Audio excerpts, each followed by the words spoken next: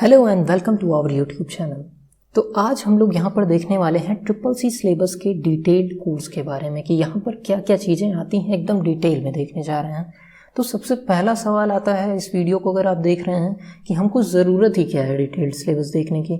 अगर triple C की मैं तैयारी कर रहा हूँ तो मैं ट्रिपल सी के चैप्टर्स तैयार करूँ सीधे? नहीं, ऐसा नहीं करना चाहिए। देखिए, ट्रिपल सी हो या कोई भी एग्ज़ाम हो, सबसे ज़रूरी चीज़ होती है आपको सिलेबस पूरा पहले से ही पता हो।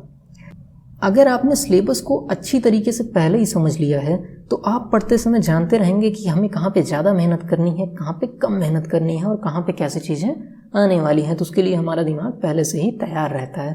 तो ये बहुत ही ज़्यादा मदद करता है आपको किसी एग्ज़ाम में क्लियर करने के लिए कि सिलेबस क्या है, इसको सबसे पहले अच्छे से समझ लेते हैं। तो आइए शुरू करते हैं। तो यहाँ पे एक ओवरव्यू देख लेते हैं कि क्या हमें कोर्स पढ़ना है। तो ये देखिए, ये तो मैंने इंग्लिश में रखा है ताकि चीज़ें बदले ना, क्योंकि नाइलिट जो सिलेबस देता है वो इंग्लिश में ही होता है। बाकी मैं चीज़ें आपको हिंदी में ही समझाऊंगा। तो यहाँ पर देख लेते हैं। तो सबसे पहले हमको देखना है introduction to computer and basic concept. उसके बाद देखना है कि ऑपरेटिंग सिस्टम क्या होता है। उसके बाद एलिमेंट्स ऑफ वर्ड प्रोसेसिंग। फिर उसके बाद स्प्रेडशीट देखना है क्या होता है। उसके बाद हमें इंटरनेट के बारे में देखना है। फिर कम्युनिकेशन एंड कोलैबोरेशन। उसके बाद एप्लीकेशन ऑफ प्रेजेंटेशन। उसके बाद application of digital financial services, ये बैंकिंग से रिलेटेड है और नई चीज़ जुड़ी है आपके ट्रिपल सी सिलेबस में।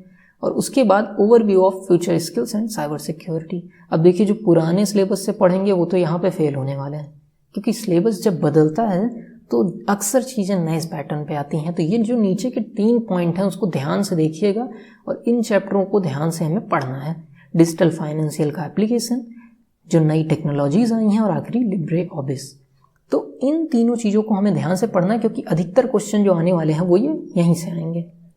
तो आइए शुरू करते हैं। हमारा पहला मॉड्यूल जो होता है introduction to computer and basic concept. यहाँ पर हम क्या देखते हैं? यहाँ पर हम बेसिक चीज़ें देखते हैं जो कभी भी हम कंप्यूटर पढ़े हों बचपन में, तो ये सारी चीज़ें हमने देखी ही होंगी लगभग। बस यहाँ पे थोड़ा सा एक्सप्लेन किया गया है। जैसे पहला मॉड्यूल देखिए, मॉड्यूल में पहला चैप्टर देखिए, व्हाट इज़ कंप्यूटर के बारे में बात की गई है। तो यहाँ पे कंप्यूटर की हिस्ट्री के बारे में बात की जाएगी, कैसे कैसे कंप्यूटर आगे जनरेशन में बढ़ता रहा। उसके बाद क्या कंप्यूटर की विशेषताएं हैं, मतलब कैरेक्टरिस्टिक्स हैं। उसके बाद कंप्यूटर कहाँ कहाँ इस्तेमाल में आता है, क्या उसके बेसिक एप्लीकेशन है। वहीं दूसरे चैप्टर की बात करें तो concept of hardware and software. अब हार्डवेयर सॉफ्टवेयर क्या होता है यहाँ पे समझना है। उसके बाद application of software, system software, application software, मतलब कि सिस्टम सॉफ्टवेयर के टाइप के बारे में बात की गई है। कुछ प्रोग्रामिंग लैंग्वेजेस के नाम और बेसिक चीज़ें उसके बारे में देखनी है। डेटा को इन्फॉर्मेशन में कैसे कंप्यूटर बदलता है, वगैरह वगैरह, ये सारी चीज़ें हम यहाँ पे पहले चैप्टर में देखेंगे। फिर बात करते हैं दूसरे चैप्टर की। तो दूसरे चैप्टर की बात करते हैं ऑपरेटिंग सिस्टम। अब ऑपरेटिंग सिस्टम क्या होता है? अच्छा, ये मत करिएगा कि आप इसको नोट्स बनाते रहें, यहाँ पे आपको सिर्फ देखना है।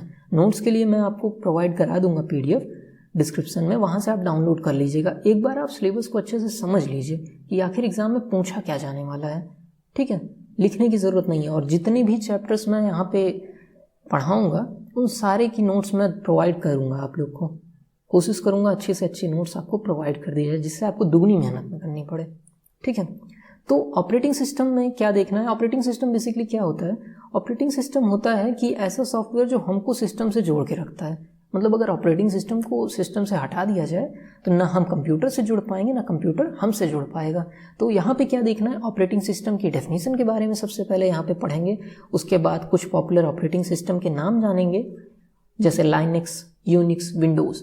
उसके बाद यूज़र इंटरफेस, मतलब जो ऑपरेटिंग सिस्टम अभी आप देख रहे हैं, जो ग्राफिकल यूज़र इंटरफेस है, यहाँ पे टास्क बार क्या होता है, आइकन कहाँ पे होता है, स्टार्ट मेनू क्या होती है, एप्लीकेशन को डाउनलोड रन कैसे कराना, ये सारी चीज़ें। और तीसरा चैप्टर हमें देखना है ऑपरेटिंग सिस्टम में सिंपल सेटिंग कैसे करते हैं, कि आपको डेट टाइम चेंज करना है, आपको डिस्प्ले की प्रॉपर्टीज़ चेंज करनी है, स्क्रीन उल्टी करनी है या टेढ़ी करनी है स्क्रीन, या आपको वॉलपेपर चेंज करना है। इसके बाद हम देखेंगे कि माउस की प्रॉपर्टीज़ कैसे चेंज की जाती है। बेसिकली हम देखेंगे कैसे किसी हार्डवेयर को जोड़ा या घटाया, उसके प्रॉपर्टीज़ कैसे चेंज की जाती है। जैसे आपने प्रिंटर खरीदा और प्रिंटर ले आके आपने लगा दिया सिस्टम में, तो ऐसा नहीं है प्रिंटर चल जाएगा। आपको उसके लिए प्रिंटर को कंट्रोल पैनल में ऐड करना पड़ेगा, आपको बताना पड़ेगा आपने प्रिंटर लगाया है, तभी सिस्टम समझ पाएगा। ये सारी चीज़ें हम पढ़ेंगे। उसके बाद बात करते हैं तीसरे मॉड्यूल के बारे में, तो वो एलिमेंट्स ऑफ वर्ड प्रोसेसिंग है। अब यहाँ पे देखिए एलिमेंट्स ऑफ वर्ड प्रोसेसिंग में लोग क्या गलती कर देते हैं। लोग यहाँ पर ये गलती कर देते हैं कि आप ये समझते हैं कि ये एमएस वर्ड है। नहीं, ये एमएस वर्ड नहीं रह गया है ट्रिपल सी में। अब इसको पढ़ना है हमें लिब्रे ऑफिस के थ्रू। लिब्रे ऑफिस एक नया सॉफ्टवेयर है जो ट्रिपल सी में ऐड हुआ है, इसके थ्रू हमें ये पढ़ना है। ठीक है, ये ध्यान में रखिएगा क्योंकि क्वेश्चंस हमारे लिब्रे ऑफिस से ही अब आते हैं। एमएस वर्ड से क्वेश्चन पूछना ट्रिपल सी में बहुत ही कम कर दिया गया है। तो वर्ड प्रोसेसिंग के बेसिक पढ़ेंगे कि मेनू कहाँ पे होती है, हेल्प मेनू कहाँ पे होती है, आइकन क्या होते हैं, कैसे यूज़ होते हैं। उसके बाद डॉक्यूमेंट को ओपन क्लोज करना, मतलब यहाँ पे सारी चीज़ें पढ़ेंगे कि open close, save as, page को सेट कैसे करते हैं, प्रिंट करने से पहले प्रीव्यू कैसे लेते हैं, डॉक्यूमेंट को कैसे प्रिंट करते हैं, पेपर के हिसाब से कैसे सेट करते हैं। उसके बाद अगला हम देखेंगे टेक्स्ट क्रिएशन एंड मैनिपुलेशन, मतलब टेक्स्ट को कैसे एडिट करना है, कट कॉपी पेस्ट कैसे सेट करना है, कैसे लाइन से लाना है, अलाइनमेंट मतलब कैसे करना है, ये सारी चीज़ें यहाँ पर देखेंगे। और इसमें आगे तीसरे ही चैप्टर में हमारा चौथा पार्ट होता है फॉर्मेटिंग टेक्स्ट, कि टेक्स्ट को कैसे फॉर्मेट करना है, मतलब कि पैराग्राफ इंटेंडिंग, बुलेट्स और नंबरिंग जैसे लिस्ट दे दी जाए आपको, चेंजिंग केसेस मतलब कि जैसे कैपिटल स्मॉल ये सेट कैसे करते हैं। उसके बाद आखिरी टॉपिक यहाँ पर हमें वर्ड में पढ़ना है कि आप टेबल कैसे बनाते हैं, मतलब टेबल में बनाते कैसे हैं और उसको चेंज कैसे करते हैं। टेबल आपने बना दिया, आपने किसी ने कहा टेबल और ऐड करिए, माइनस करिए, डिलीट करिए, रो कॉलम ऐड करिए या उसको डिज़ाइन दीजिए, ये सारी चीज़ें हम यहाँ पे पढ़ेंगे। चौथा मॉड्यूल जो हमारा यहाँ पे हमें पढ़ना है वो है स्प्रेडशीट। अब स्प्रेडशीट क्या होती है, तो इसको एक्सेल का ही रूप समझ लीजिए, लेकिन फिर से वही लिब्रे ऑफिस के थ्रू। तो यहाँ पे स्प्रेडशीट के बारे में समझेंगे कि क्या होता है। दूसरा पार्ट यहाँ पे है उसको कैसे ओपन किया जाता है, कैसे एड्रेसिंग होती है, कैसे प्रिंट किया जाता है, कैसे सेव किया जाता है। तीसरे पार्ट में हम देखेंगे मैनिपुलेशन ऑफ सेल्स, मतलब सेल तो है पर उसमें चेंजिंग कैसे करनी है, कि टेक्स्ट को इंसर्ट करना है, आपको नंबर या डेट बनानी है, वहाँ पे आपको टेक्स्ट के साथ सीरीज बनानी है, आपको वर्कशीट एडिट करनी है या कोई डेटा इंसर्ट करना है या हटाना है। आखिरी टॉपिक जो आपको पढ़ना है फंक्शन एंड चार्ट्स पढ़ना है, मतलब कि फंक्शन और चार्ट्स का यूज़ क्या होता है। जब आप रिप्रेजेंट करते हैं ना, तो सबसे ज़्यादा यूज़ फंक्शंस एंड चार्ट का ही होता है कि कहीं आप प्रेजेंट कर रहे हैं डेटा को, ये अच्छी तरीके से दिखाने में मदद करता है और फॉर्मूले लगाने में मदद करता है कि आप बड़ा से बड़ा काम कम देर में कर पाते हैं। ठीक है, इसको डिटेल में देखेंगे जब हम इसको डिस्कस करेंगे। तो उसके बाद पाँचवें मॉड्यूल की बात करें तो ये देखिए, ये सबसे ब्रॉड मॉड्यूल है, यहाँ पे कोई सिलेबस काम नहीं आने वाला है और मेरा फेवरेट मॉड्यूल है क्योंकि यहाँ पे आप नई नई चीज़ें देखेंगे कि इंटरनेट क्या होता है, सबसे पहले देखेंगे। उसके बाद बेसिक कॉन्सेप्ट देखेंगे, लैन मैन वैन, हो सकता है कुछ लोगों ने इसे सुना हुआ हो। उसके बाद इंटरनेट का आर्किटेक्चर देखेंगे, कैसे कंप्यूटर जुड़ते हैं। उसके बाद सर्विसेज क्या क्या इंटरनेट देती हैं, वर्ल्ड वाइड वेब के बारे में, कम्युनिकेशन कैसे होता है। उसके बाद इंटरनेट सर्विस प्रोवाइडर के बारे में यहाँ पर देखेंगे। उसके बाद जो फेमस वेब ब्राउज़र सॉफ्टवेयर है उसके बारे में देखेंगे और आखिरी में हम देखेंगे search engine, meta search engine, इन सब के बारे में। तो यहाँ पर ये समझ लीजिएगा कि आपको इंटरनेट एकदम घुस नहीं जाना है, पूरा नहीं पढ़ना है, बेसिक डेफिनेशन टच करनी है, क्योंकि ट्रिपल सी में एमसीक्यू टाइप के क्वेश्चन, ट्रू फॉल्स टाइप के क्वेश्चन आने वाले हैं। तो आपको सिर्फ इसे देख लेना है कि ये कैसे काम करता है। आगे बढ़ते हैं हम अपने छठवें मॉड्यूल में। तो छठवां मॉड्यूल क्या है, कम्युनिकेशन एंड कोलैबोरेशन। पर इस चैप्टर का अगर आप मुझसे नाम पूछेंगे तो मैं कहूँगा ये ईमेल नाम है इस चैप्टर का, क्योंकि यहाँ पर हम बेसिकली देख रहे होंगे आप सब कुछ ईमेल के ही बारे में हम पढ़ेंगे। ईमेल क्या होता है, कैसे एड्रेस होता है, कैसे ईमेल एड्रेस मिलता है, क्या होता है ईमेल का नाम कैसे रखना है, क्या प्रोटोकॉल्स हैं, कैसे एक मेल एक जगह से दूसरी जगह जाता है, कैसे आप अपने फाइल को ऐड करते हैं मेल में। ये सारी चीज़ें आप पढ़ेंगे इस चैप्टर में, मतलब ऑल इन ऑल ईमेल के बारे में। जैसे देखिए आखिरी तक देखिए स्माइली के बारे में है, तो ये भी आपका मेल से ही जुड़ा हुआ है। ठीक है, तो यहाँ तक हम पढ़ेंगे। इंटरनेट नेटिक्वेट के बारे में बात करें तो नेटिक्वेट क्या होता है, एक सिंपल सा समझ लीजिए कि कुछ कह दिया गया है कि ऐसा ऐसा आपको नहीं करना चाहिए। ठीक है, तो वही नेटिक्वेट होता है। बाकी डिटेल में तो हम डिस्कस करेंगे ही आगे। फिर सातवें मॉड्यूल की बात करते हैं तो यहाँ पे देखिए एप्लीकेशन ऑफ प्रेजेंटेशन, की आप प्रेजेंटेशन कैसे बनाएंगे।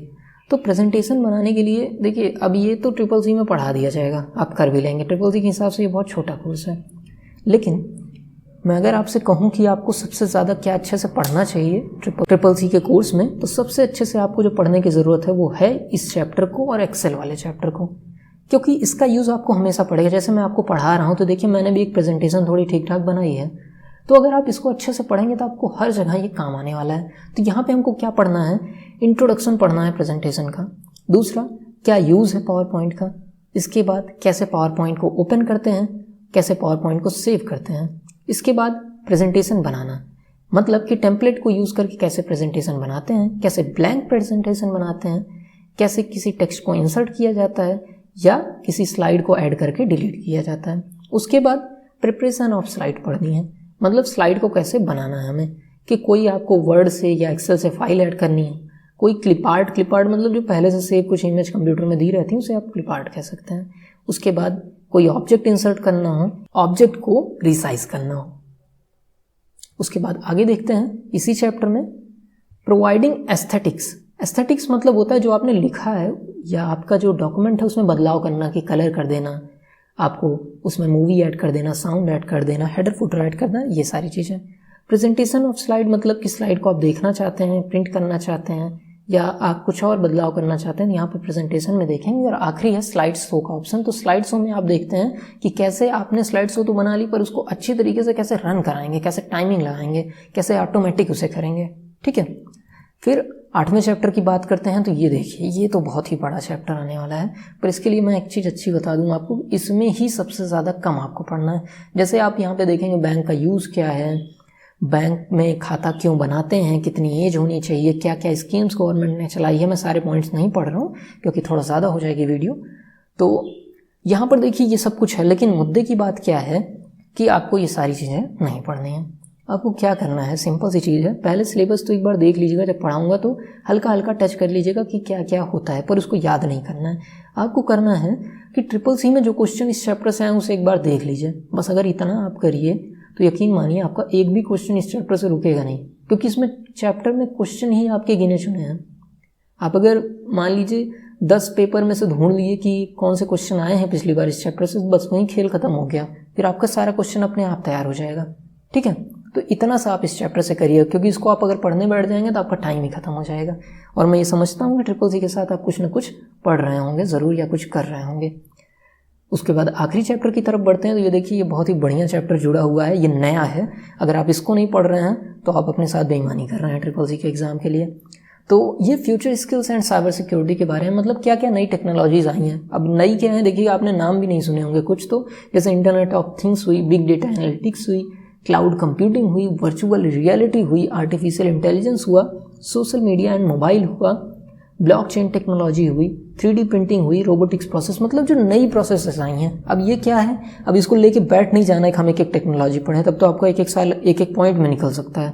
नहीं, हमें इंट्रो पढ़ना है, उसमें क्या क्या पॉइंट्स होते हैं हल्का हल्का टच कर लेना है। देखिए CCC का एग्ज़ाम हमें ये नहीं कहता है कि हम सब कुछ याद कर लें, वो चाहता है कि हम बेसिक सब कुछ टच करे रहें, ताकि आगे पढ़ते समय हमें ज़रूरी पड़े। ये कॉन्सेप्ट इन कंप्यूटर है, मतलब कि कंप्यूटर के कॉन्सेप्ट को आप समझ लीजिए।